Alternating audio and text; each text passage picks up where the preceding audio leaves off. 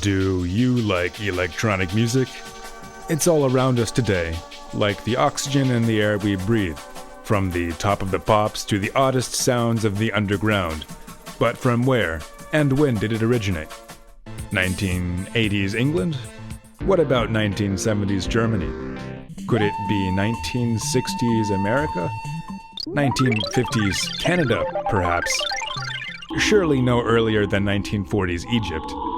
And yet, here we are. If you're interested in discovering exactly how deep this rabbit hole goes, tune into SynKult every other Tuesday from 10 to midnight for a vista of electronic sound from the field's pioneers to its current cutting edge, all placed in historical and cultural context by me, your guide, DJ Victor Alls. From musique concrète to minimal wave, space rock to speed garage, acid house to ambient, you'll find it all on SynKult.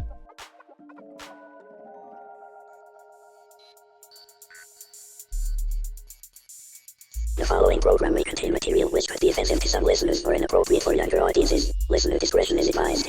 Good evening and welcome to SynKult, the final episode of the show for the 2025 calendar year, and the end of my first year here with Freeform Portland. Anniversaries like this can't help but invite a chance to reflect and take stock. I started with Freeform Portland fresh out of college radio, looking for a chance to continue the hobby I'd come to love as an undergraduate over at KSPC Claremont. I've grown significantly as a DJ over the last year, dialing in my production chops, doing some, in my opinion, fairly impressive original research, laying down some novel, themed episodes, and conducting interviews with 6 electronic artists from 3 different countries. I think part of that advancement has been thanks to the collective spirit of Freeform Portland, the station's genius, if you will, as distinguished from my experience in college radio. College radio is great, don't get me wrong, but it's one of those things where you get out of it what you put into it, and not everyone puts in very much. It's very easy to walk 5 minutes from your dorm to the studio, pluck a few CDs at random from the library, play half an album from each of them while writing a term paper, and rinse and repeat, week after week. This is not what I did, but it's what a lot of DJs did. And with day-to-day station operations managed by 2 salaried staff members, we were pretty lucky. There's neither much incentive nor an opportunity to really peer beneath the hood of how a station ticks over. On the other hand, Freeform Portland is entirely volunteer-run and operated by adults who allocate time in between their busy work lives, home lives, childcare, and other hobbies to do community radio and volunteer to keep the place running. While the barrier to entry is higher, admittedly, those who get involved and stay involved are amongst the most terrific, creative, passionate, talented, and knowledgeable music nerds this side of the Mississippi. It's this community that challenges me to push my skills forward, that turns me on to great new music, and that keeps me coming back, week after week, month after month. The other thing that keeps me coming back is the opportunity to play electronic music from across the ages for all of you wonderful folks. Now, getting into it, modernist electroacoustic music has a rich history of space-specific projects about humans being enmeshed in an audio field, dating back at least as far as Luc Ferrari and his 1964 project Musique Promenade. A few shows ago, we played another example, R. Murray Schafer's The Vancouver Soundscape from 1973. Tonight is a 1984 piece from the German composer and sound artist Christina Kubisch. She is most known for an ongoing series of audio projects called the Electrical Walks series. These involved custom-made headphones picking up audio and interference patterns from the built environment, Wi-Fi access points, ATMs, televisions, RFID-enabled devices, traffic lights, cell towers, security cameras, and so on, which would become audible based on listener proximity and the proximity of the electronic devices to each other, how they constructively and destructively interfere with their respective electromagnetic patterns. If this still doesn't really make much sense, I don't blame you. There are some video demos on YouTube that should help clarify things if you're curious. Anyway, On Air was a precursor to Electrical Walks, involving similar principles. Kubisch developed On Air beginning in the late 1970s, and it became a series of installations between 1982 and 1986. In 2004, the Italian archival label, Di Chatel, lovingly remastered and reissued a recording of On Air on CD with an accompanying CD-ROM of supplementary material. Man, that's a blast from the past. This series was created for the medieval town of Argonza in Tuscany in 1984, and its 6 tracks correspond to installations located in 6 different regions of the town. The skeleton of these installations was electrified metal cable and coils that wirelessly sang to the listener through headphone-mounted amplifiers. The track Speak and Spell from On Air combines these wireless frequencies with a Speak and Spell, the legendary speech synthesis device released by Texas Instrument in 1978, which in the decades since has moved beyond its status as a simple children's language learning toy and has become a cult favorite of circuit benders and experimental musicians everywhere. So here's Speak and Spell by Christina Kubisch, a recording from her 1984 installation On Air. And by the way, the bed music you're hearing right now is from Velocette's 1996 album, Sonorities by Starlight.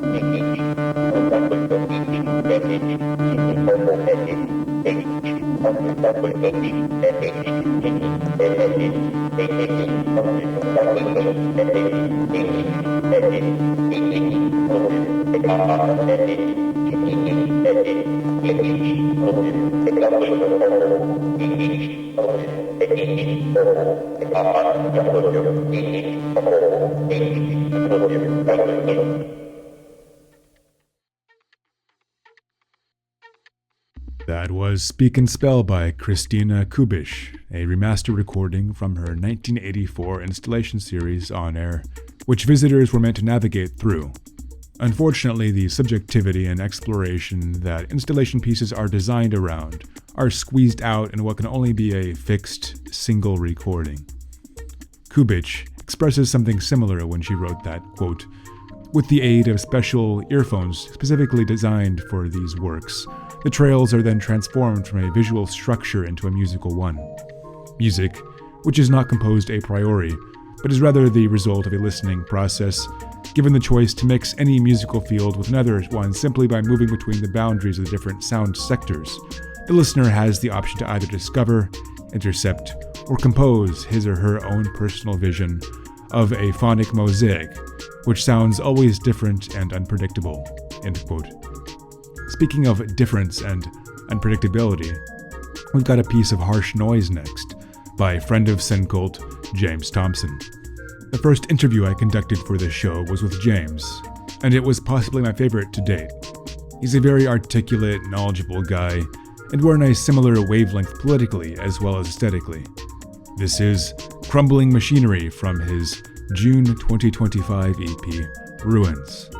The Bandcamp description simply reads, quote, "Soundtrack for collapsing buildings, cave-ins, underground spaces, wildfires, CCTV footage of natural disasters, screaming cuts, the movement of air."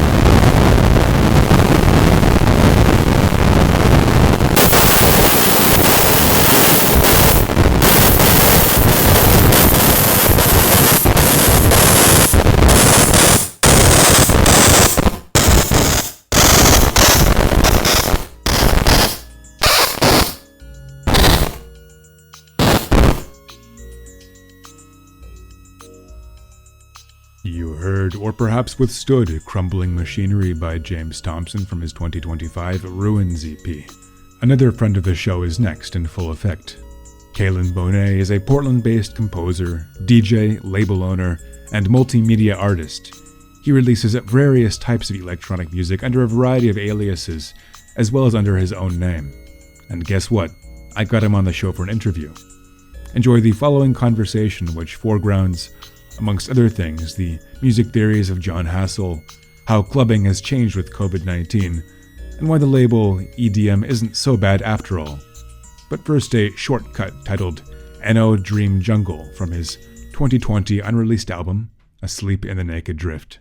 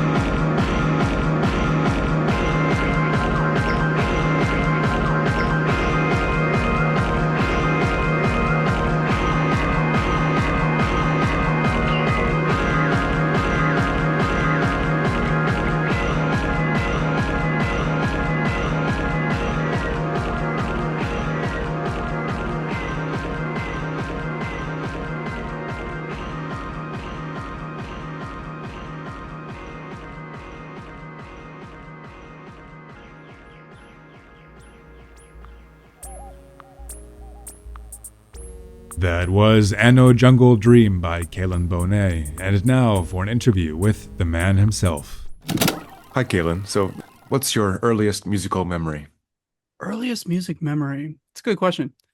I remember being in choirs as a kid.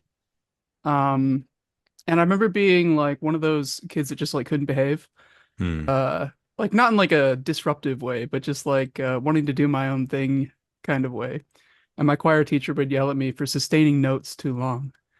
Because I was just like, oh, well, I want to be a voice that's unique in the choir, and things like that.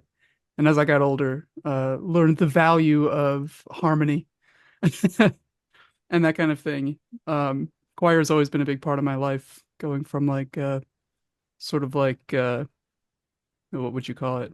Yeah, like religious music or whatever like that. Bach, Sacral music.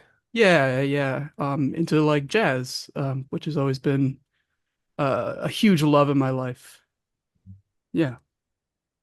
I've noticed some of the music you've sent me that I've listened to, certain interest in choral effects in the way you pitch and loop vocals. I'm particularly thinking of a few tracks off of Asleep in the Naked Drift, Yeah. which I played a few shows ago for those of you who are listening.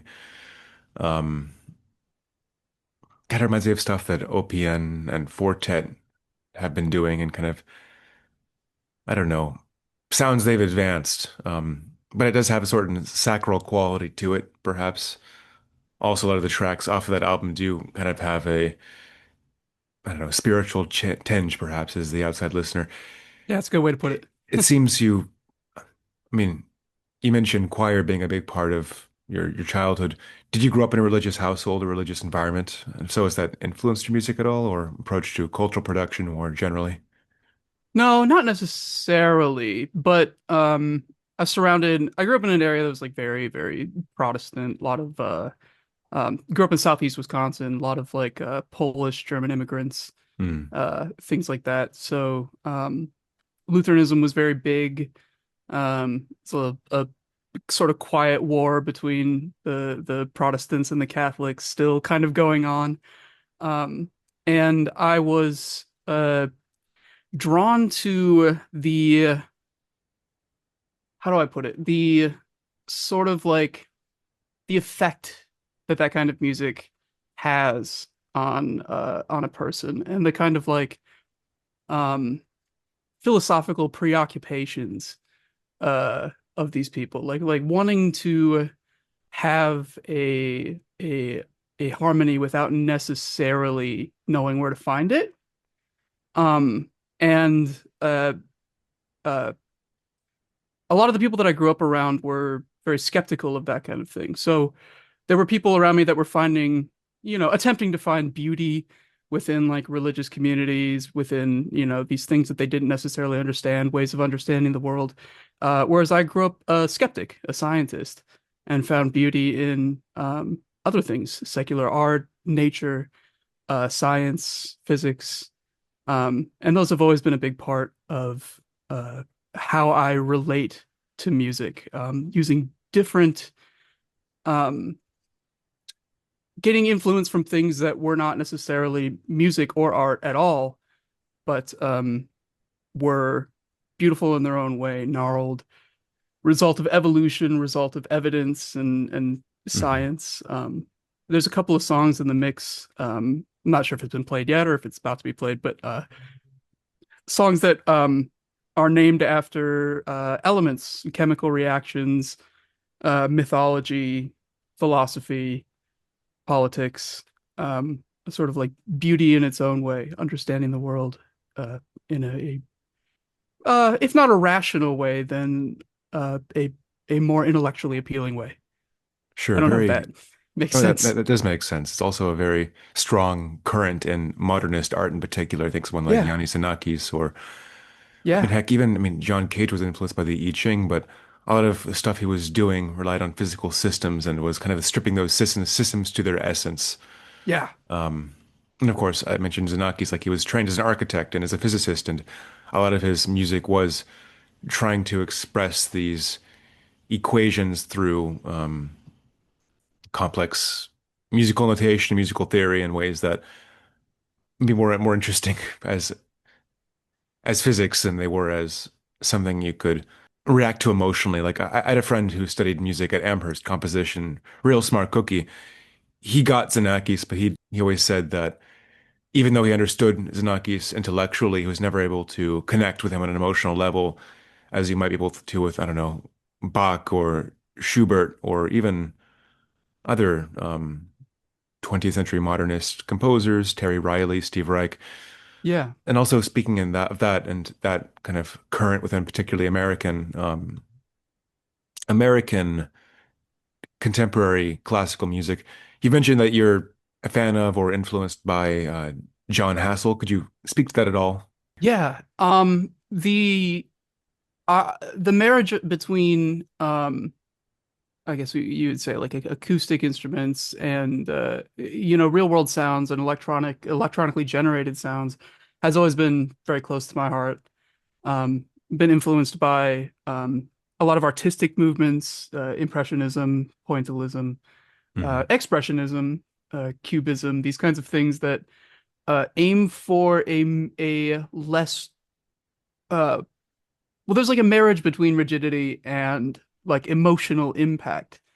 I was a big fan of Georges Seurat as a kid, and the idea of sort of like working meticulously to pointillistically put down elements that then create something sort of different when you step back and take a look at the whole picture, um, is very important to me.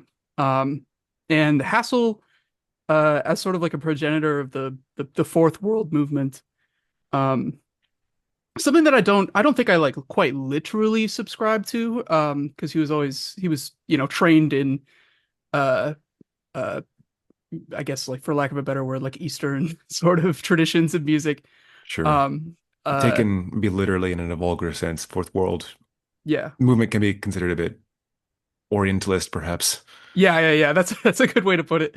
I've always just subscribed to the idea that you can take uh these familiar sounds and twist them electronically and blend them into something that is hazy and beautiful and uh new, fresh, and sort of pushes the bounds on a genre and the encapsulation of sort of a set of sounds and a situation. Um, and a lot of my ambient music, especially, but also some of like my dance music, aims to do the same thing. The use of voice is a big thing. I use my voice as an instrument in a lot of things. I also use guitars and electronic music a lot, sometimes in ways that are totally Hmm. undetectable. I'm a huge fan of the EBow, um, as an instrument that I can use with the guitar because it sounds completely unlike a guitar when you hear it. I remember listening to Siharos for the first time as a kid and being like, "What is that? What is he playing?"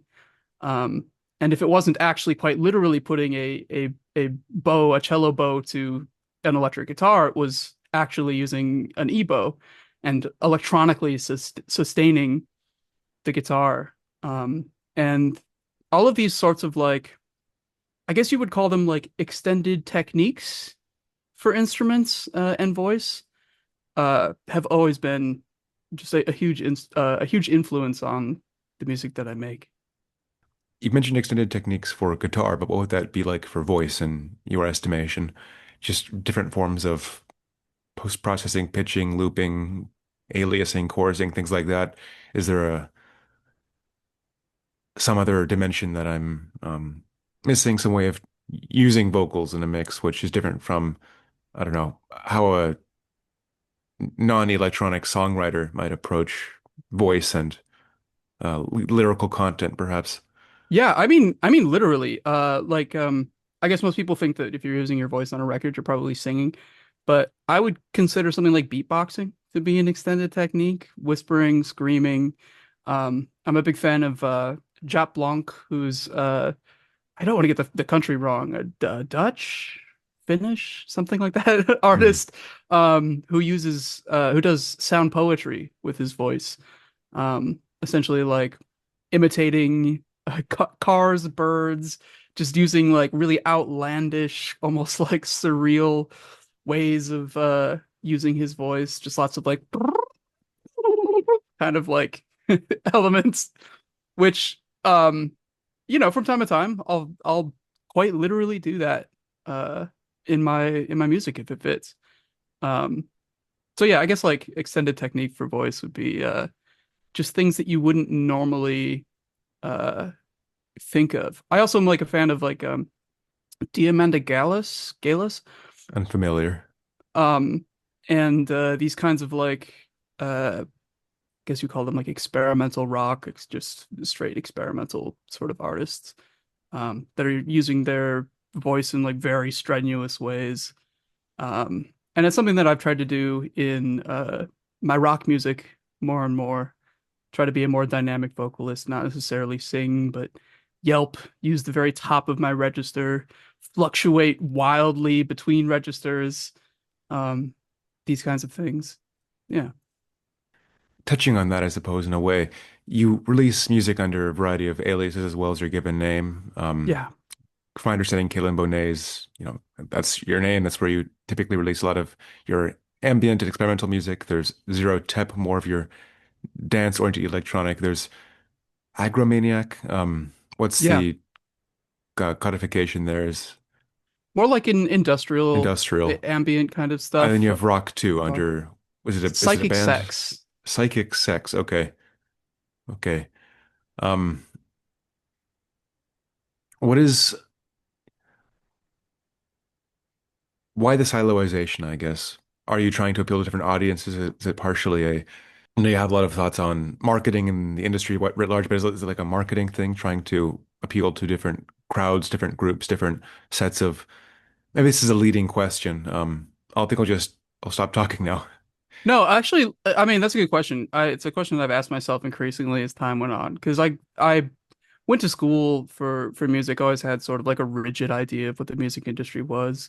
Hmm. Started making music during the indie boom, so there was this like Early 2010s. yeah, it's Yeah. this like mid 2000s actually. Oh, Like okay. there's this like idea that you're trying to like market yourself. You're trying to create something that's very distinct and unique. But a few years ago, a good friend of mine was like, why not just combine them? And I think about that quite a lot. But for me, like a lot of the compartmentalization still stems from different sort of like philosophical approaches to music, and sort of like what I would call like situations on the dance floor or situations of listening. Like the distinction between like IDM and EDM, we talked about this a bit in like messages. Hmm. They're for two different environments. There's a dance floor and there's a home listening environment. That was the original intent. So like for a lot of these, there's like a distinction between um, environments and headspace and intentions for what you're supposed to be doing with your body, I guess. Sure. Headspace and body space, maybe. Like the distinction between like my rock music and my ambient music is pretty obvious. Right. But the uh I've aimed to blend these more over time, just as an experimental musician. Sure. And you mentioned something like, Cigar Ros, right? Yeah. That is, I mean, in a sense, post-rock is ambient rock, or at least a lot of it is um, trying to do ambient with rock instrumentation and maybe progressive rock sense of scale and operaticness. Um, I do want to ask about your dance music, though, particularly as somebody who kind of came of age in late 2000s, early 2010s era. The I know, Skrillex era. yeah, Skrillex era, the so-called what they're calling indie sleaze nowadays, which is sort of like this bogus. I can't use a stronger word than that because this is radio. This bogus retcon that's invented by like millennial music press who was slightly too young to actually go to those clubs in 2006, Yeah. you know, and like Gen Z people who run style pages on Tumblr and Instagram. Anyway, I'm rambling, not rambling, ranting perhaps a little bit. But what was, I mean, you use we've as we discussed over chat, like you use the term EDM, and you're not like afraid of that in the way that I'm reticent about it. Could you speak to that? Maybe I don't know how that connects with the Skrillex era, as you put it. If you have thoughts there. There's I just think it's kind of useful because a lot of what I do with like zero tep I'll describe as or have described in the past as like bass music. Mhm. in the sense that the bass is a four is like a foreground component of the music. It's sort of like something that you're meant to pay attention to, not necessarily like uh to accompany the other instruments. And I think that like electronic dance music isn't, I know that it's as a marketing term, it has a lot of connotations, carries a lot of baggage with it. But uh I think that if I'm making electronic music that is meant to dance to, that is quite a useful term. And it invites people in to something that uh they have certain expectations, but I'm going to subvert those a little bit. I'm going to do something that is danceable and electronic, but at the same time delves into movements that can't be that it's almost useless to pin down. Like I'm going to play a little bit of music from an album of mine called A Trick of Physics, which is sort of a marriage between footwork music, Moog music, and like jazz fusion. Mhm. And that those aren't things, none of those things are foreign to EDM, is, necessarily. There are a lot of bass music artists who essentially made electronic jazz. I mean, I think Flying Lotus is probably one of the most notable of those. And Sure. even here in Portland, I mean, there's quite a lot of people who are making that kind of stuff. So I find that I think it's a very useful term for bringing people into a familiar environment and getting them to experience something new. And yeah, I don't know. I guess I would shy away from a bit as a marketing term, but if somebody was just like, "Hey, what do you make?" and just like, "Well, I make dance music, make EDM." Sure. There's something to be said too, probably for the anti-pretentiousness of it. If tell somebody that I listen to IDM, I need to explain what IDM is, and that's always a very embarrassing moment. I, you know, why that acronym exists, how everyone hates it, but I can't think of anything better. It's like Richard D. James said, right? Why is if this is if this is intelligent dance music, then is the other stuff dumb? I don't think so. It's just Not different, necessarily. you know? Well, part of what I was referring to when I talked about like a situation, I remember Warp in the very early 90s trying to market what they were selling at that time as like headphone music. The idea that this is electronic dance music that you're meant to listen to at home. Sure. Think of those covers of the old artificial intelligence records, right? You have an Yeah. Android headphones on, listening to something on a record player. Yeah. Yeah, Yeah, it's meant to be a little bit more of like an introverted experience, but at the same time, like the line between these things isn't strict. Certainly not anymore. I mean, I actually like Owltecker just released their early demos for Warp on the Warp tapes, oh yeah, and I've heard those. They're I good. think that some of those are dance floor ready still today. Sure. You would call those EDM. Absolutely. And there's some tracks I'm like, I don't know, drunks or I mean heck, window liquor, that I mean that stuff you could put on a dance floor would be a bit Absolutely. strange for the average listening crowd, but like you could absolutely dance to it. I guess there's this tendency, well, been this way, at least since the early 90s, of all these IDM and experimental and quote unquote electronic artists using strange strings of alphanumeric characters to title their songs. Well, it's something that I did on my record, Distortion Daddy Bottles Filth in the Foamy Night. I I took the Aphex Twin approach and I kind of like named some of my tracks very like like things that sound like English when you actually say them out loud but aren't at all. So I have like uh Sarah Pletz, which is like sounds like a German word, but it's spelled with like a bunch of TZs. Uh Sure. Load paper just like uses the sound of a printer, but it's Lowed Payper, Inkareen, Inkareen, just things that sound like a mishmash of you know, words and sounds, things like that. I think that it's very nice because it allows me to, I don't know, track titles are always important to me, especially making instrumental music. Because you can imply all kinds of things. Like it will imply uh politics or songs that are related to films or visuals or like I said like chemical processes uh all through instrumental music. And I think it's a good way of sort of it's an element of the poetry, of the music. Yes, when you have so many clear signifiers to glom onto, it really does play an outside influence. I mean, I've heard of artists in interviews say that sometimes they have a harder time coming up with the album name or track titles than they do actually composing the music and selecting it for the album versus the stuff they decide to leave on their hard drive. Yeah. Yeah, definitely. What do you say the ratio of work that you release, either, on your label, Subviolet, or other labels, or, as unreleased but finished albums? What was that ratio to the ratio of music that's left unfinished or mostly finished on your hard drive?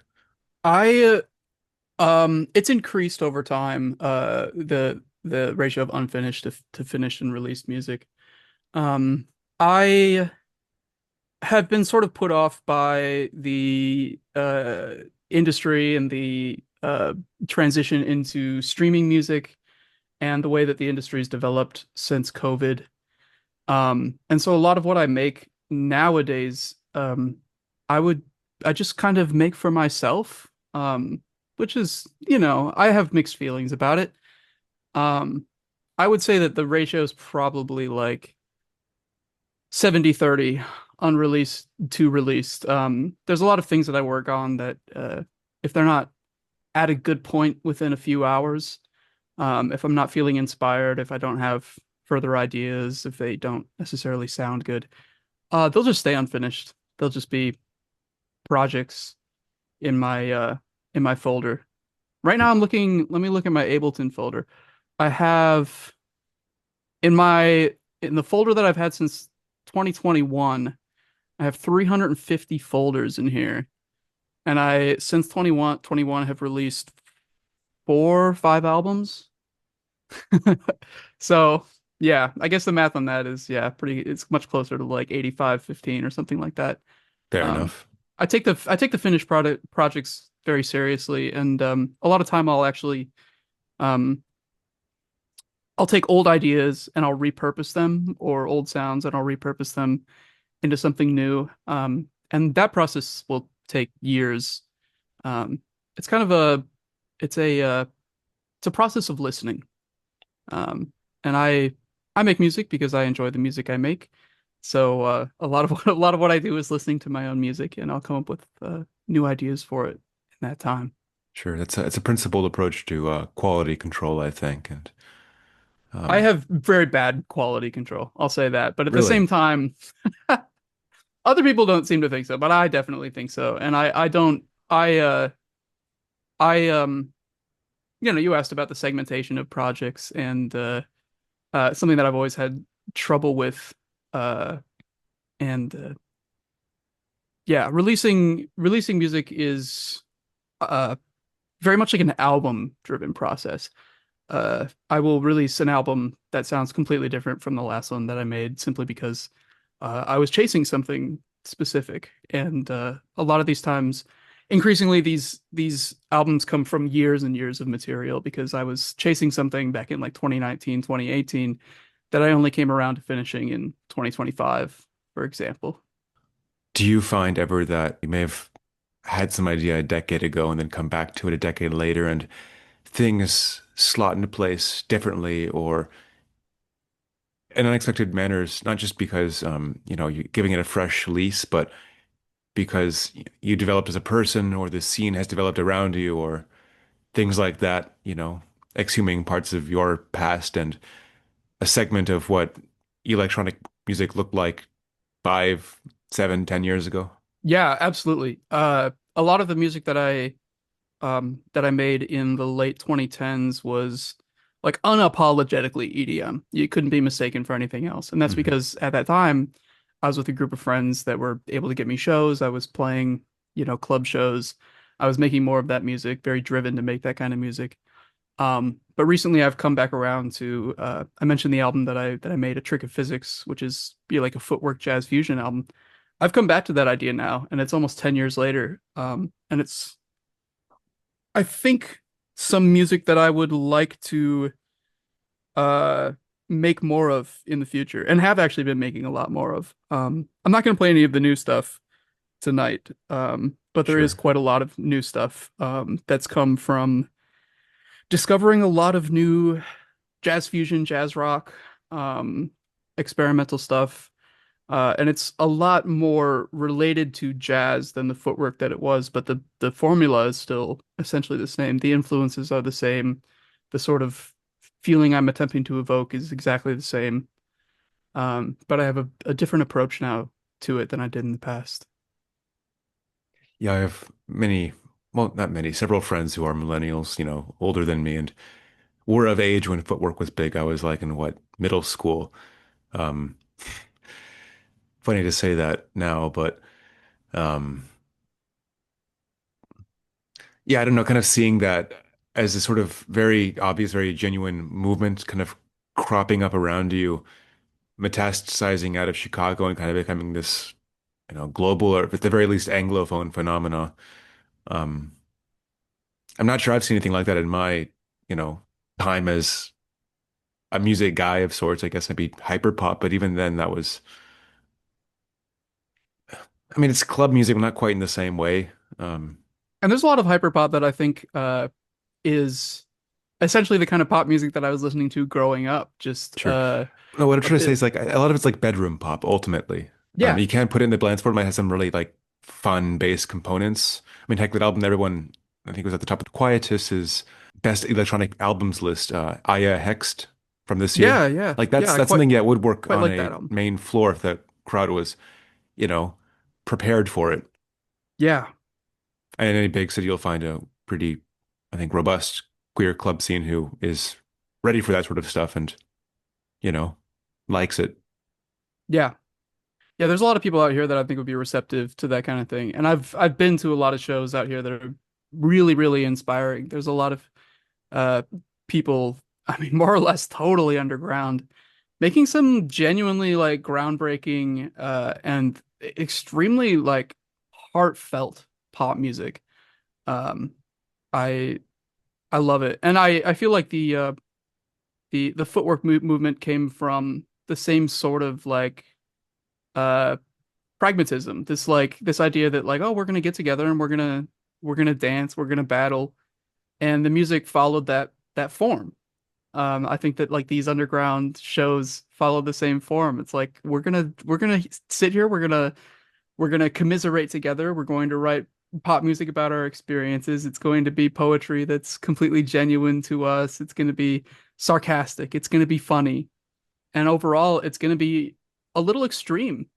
We want to hear Sure. something extreme. We want to hear something that is, challenging and exciting and uh, uh, galvanizing. Right, right. Also cathartic, I suppose. Yeah, definitely, Yeah, and definitely. then of course the valence, the dialectic is that this is what the industry needs to continue if you defeat itself, you create these marginal musics that are about defiance and solidarity and resistance in various forms, and that kind of gets fed into reinvigorate the pop industry. I did actually have one question for you. We're running out of time, but you mentioned that the scene changed a lot with COVID. Could you speak more to that? There's a there was it's very difficult. I think that around the period of COVID, there were a lot of clubs that could have done things to make their shows attendable for people. I have type 1 diabetes. If I get sick, it becomes very difficult for me to control my blood sugar, to control how Hmm. my body's reacting to that kind of thing. Um, and I wanted to be able to go to these places and uh, be safe. And they took the opportunity to to there were multiple things in effect at that time. There was this sort of like political defiance to the idea of worldwide public health. There was uh the sort of like breakdown of communities as a result. And now we're sort of sitting in this economic fallout of that period where a lot of clubs shut down, tours have not recovered, people discovered new ways of enjoying music, enjoying making music. And now there's a smaller portion of clubs, and a lot of them are um, a lot of these shows, a lot of these tours, they become sort of like uh, uh, tourist destinations for the rich. You know, you go downtown, it's very expensive to go to a show. The smaller venues are getting sort of pushed out. Sure. Monopoly capital. Yeah, there's an element of that for sure. I think that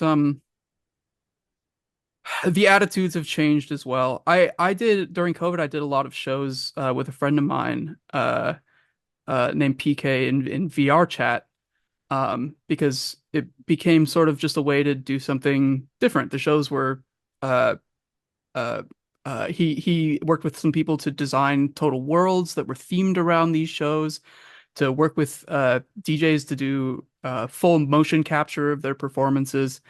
And it became a sort of different way of presenting these shows. People will prefer to listen to music at home. You know, they have less time to go out, they have less money to go out. Right. There's such a huge confluence of interest that was like spurred on by the negative elements. Well, I guess both the negative and the positive elements of COVID.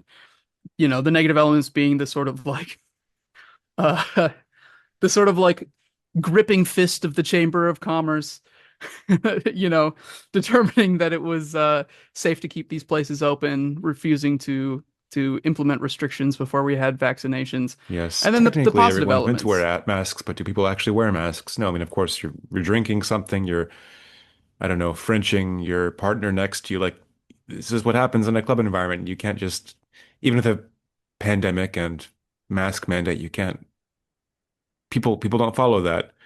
You can't Um, necessarily restrict it. You can't, and nobody's going to enforce it. And the people that were supposed to enforce it politically were opposed to enforcing it. right. And personally, like I also prefer to be in clubs where I can have physical contact with Oh, people. absolutely. Yes.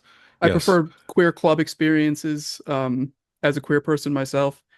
And it was it was heartbreaking to feel like I was losing uh that element if I risked going out. And it was only for a short period of time, but it left its effect. And I think that the distrust that was sowed between club goers and club owners was sort of a huge downside that came out Yes. of that. That said, this is something that again, this is secondhand, because I only started going to things like this once I turned 21, which is after COVID. But people like Ben Tactic have talked about how the kids these days don't know how to behave because they sort of like this chain of subcultural socialization was lost. Things like not, I don't know, interacting with your cell phone more on the dance floor, which was already a problem before COVID, but only became worse afterwards, or simply not drinking as much as, venues have become accustomed to. And of course, are typically making up what you can't through door fees with alcohol. And if people aren't buying alcohol, then it'll be that much harder to keep the doors open, which is Yeah. a larger industry problem, of course, but the drinking habits of the young haven't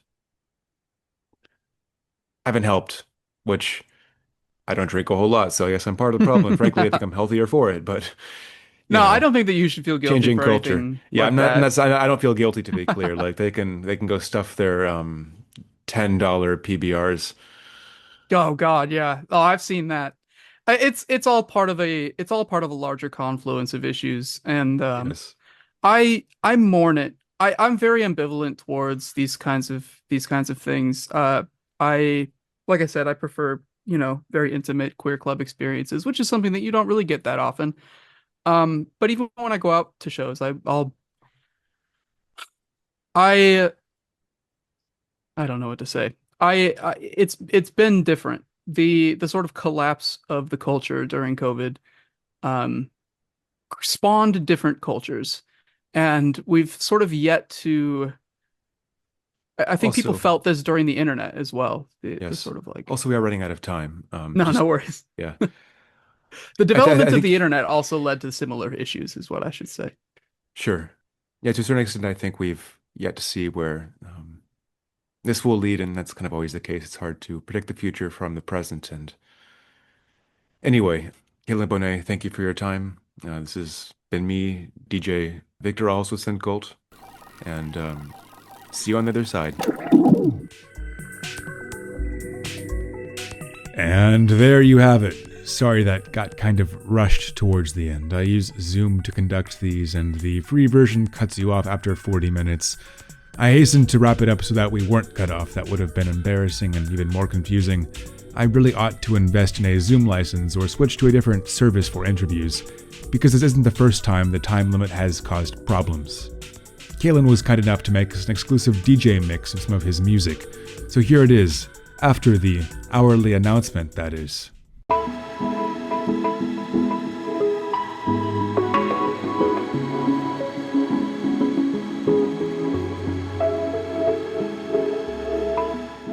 DJ Victor Alls, and this is SynKult, coming to you from Freeform Portland, KFFPLP Portland, KFFDLP Beaverton, and on the web at freeformportland.org.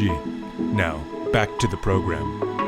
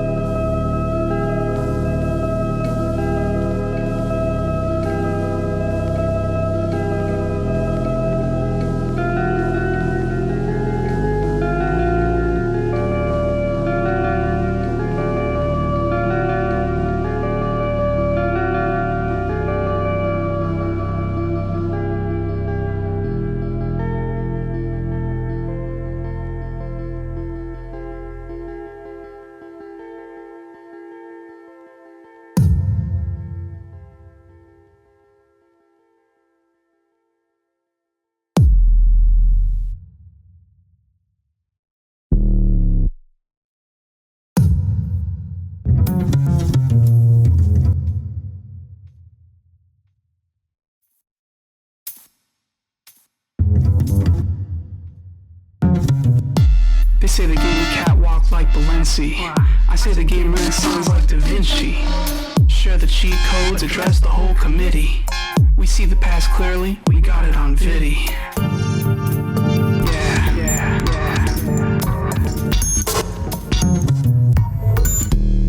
I knew a guy protesting in Chicago. They cuffed him for his skin, you know how the law goes. 2 years at home, harassed every day. DA never prosecuted, but they still made him pay. Yeah, they still make you pay. Yo, I got my senator on the phone. He got the calls, got the futures, knows where the money goes.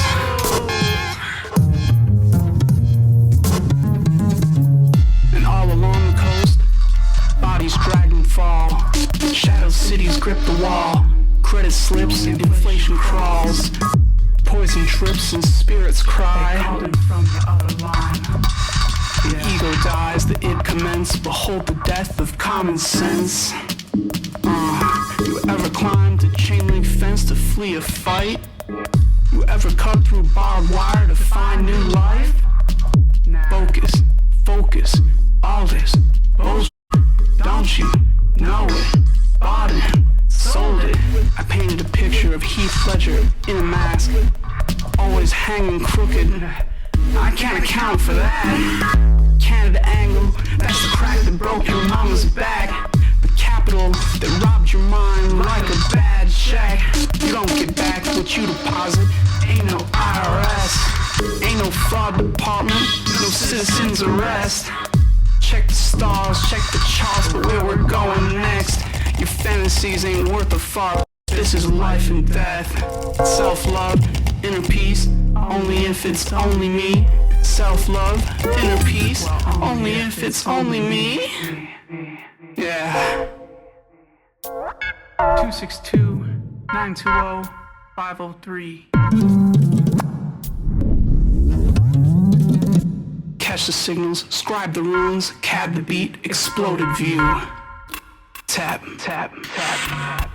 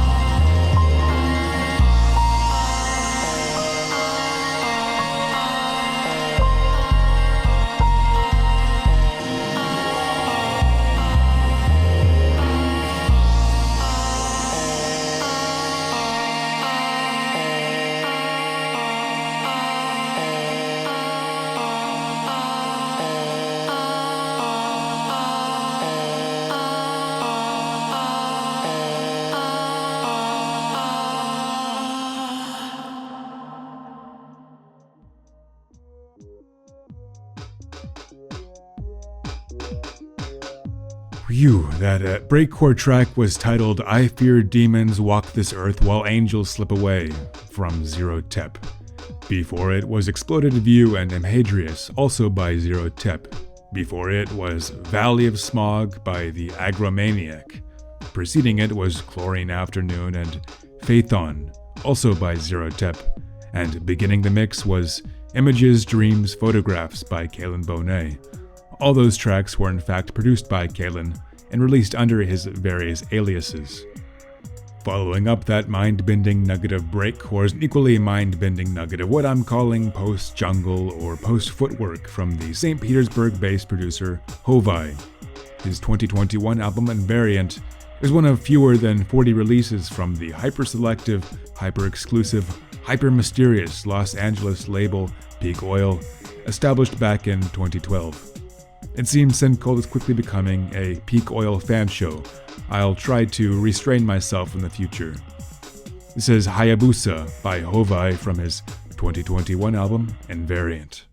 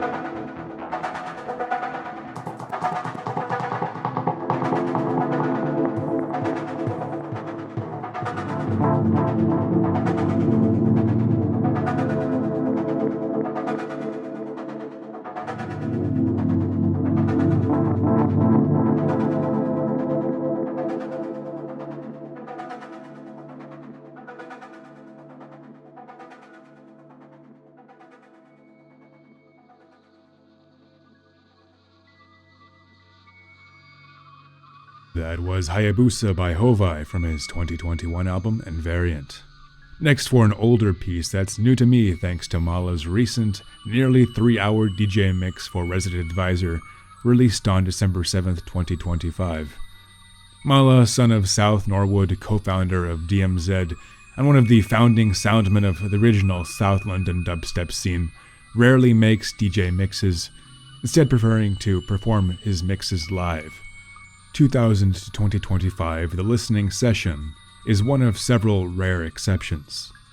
I sifted many incredible new-to-me tunes from the mix, one of them being the Islan remix of Protecting Hands by the Finnish dubstep duo Clouds, with vocals by vocalist and solo electronica artist in her own right, Tiu Helena. The original mix of Protecting Hands is one of those rare cases where the dubwise subtraction and gauzing over of vocals leads to an inferior final product. The Islan remix corrects that.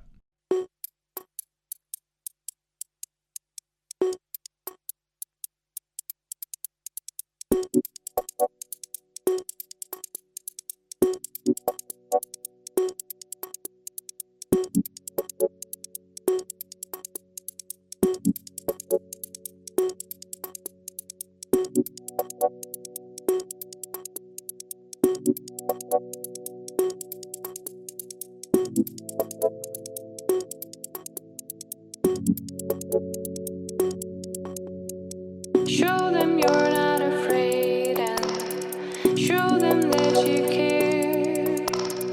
Draw a line in water, leave all that you can leave.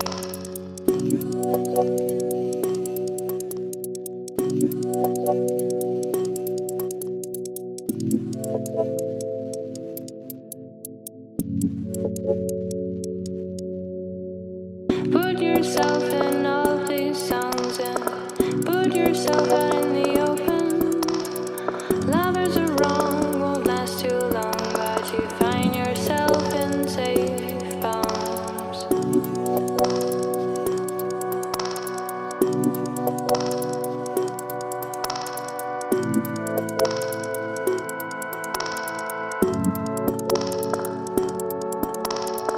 Won't be long, you'll sing a song that will become your chant, and you'll find yourself certain in these protecting hands.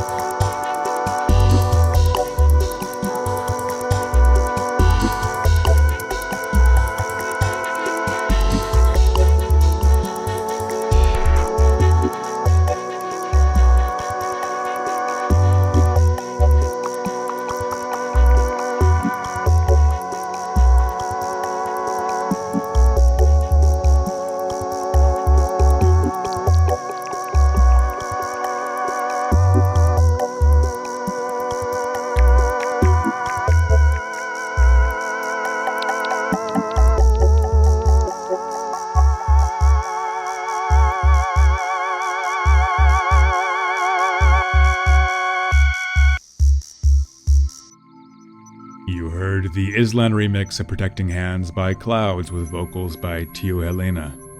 2 more tracks tonight, the first by English producer John Graham under the alias Skanna, along with most of the rest of his jungle output. When the authorities chased jungle music into the urban clubs around 93-94, it started to get darker, and Skanna was one of the producers there to push the sound in that direction. Funnily enough, this is the direction Graham went with a lot of his 90s sound. Though he hasn't made true drum and bass since 1998, he dropped one of the hottest, darkest progressive trance tracks of 1999 titled Stage 1 under the alias Space Maneuvers.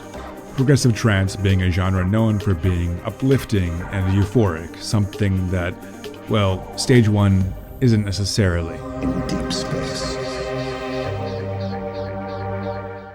Graham's 21st century catalog, on the other hand, well, based on what I've listened to, I haven't listened to all of it, I couldn't really recommend it. It's mostly middling to poor tech house and things of that nature. But his 90s catalog, well, all you wanted, the A-side of his 1994 EP of the same name, released under his Skanna alias, is a prime contender for jungle greatness, with a relatively simple but clean and incredibly well-selected assemblage of rolls, riffs, breaks, and hooks, done in dubwise echo and reverb.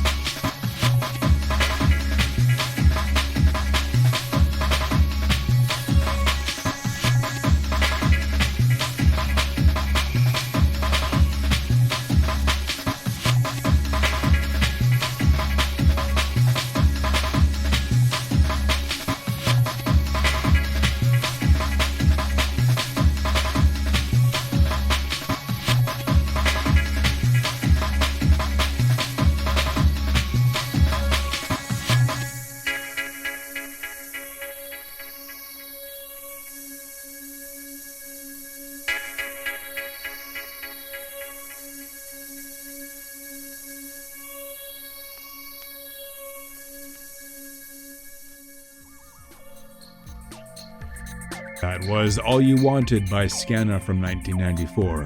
Following it, to close the night, is a piece by Skanner, aka Robin Rambeau. Having Skanner on the show in June was one of the highlights of 2025, as I've been a long-time fan of his music. In 2023, Skanner released A Skanner Christmas. Following is his rendition of Silent Night. Until next year, this has been me, your host, DJ Victor Alls with SynKult. Have yourself a merry little Christmas, a very happy New Year, and good night.